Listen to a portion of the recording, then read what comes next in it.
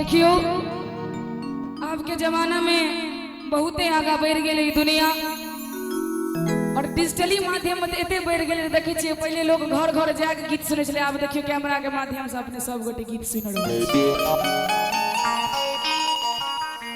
तो बाबा छथिन हमर भोलेनाथ, हुनको से हमर आजुक जुग के भक्त कहे छथिन जे बाबा अब कैलाश छोड़ू, अब चलू हमरा संगे। हम सब जना रहे छी, बाबा के कहथिन ओनाही रही गेली। ई 2024 के जमाना में हुनका ढले लेल कहे छथिन। आओ की कहे छथिन ए गीत के माध्यम से अपने सब गोटे के सुनाबी। जटा की काटिका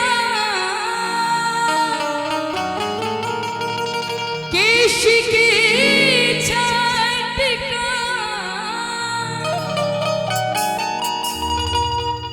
जटा की काटिका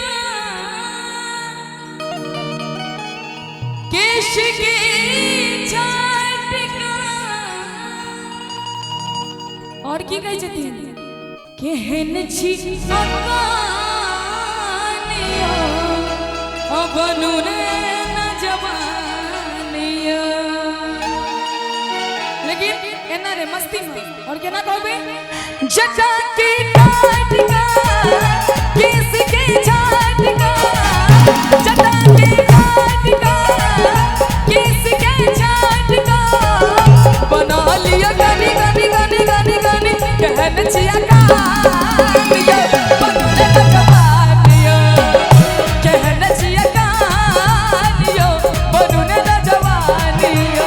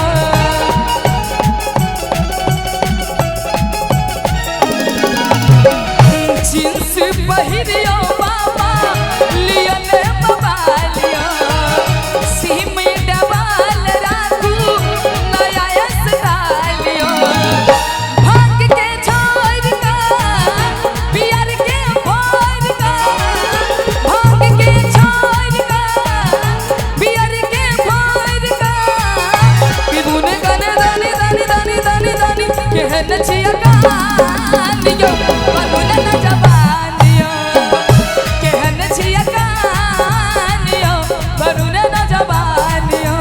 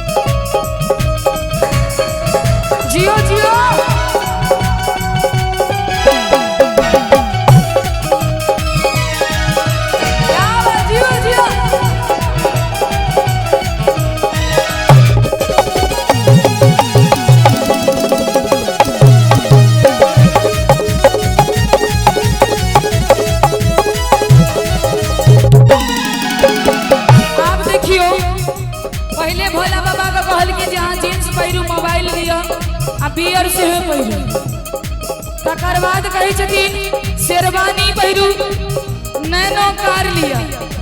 अब देखियो अब तेसर बेर वही कहे छथिन झुक के मुताबिक बाबा लेंस लगाबियो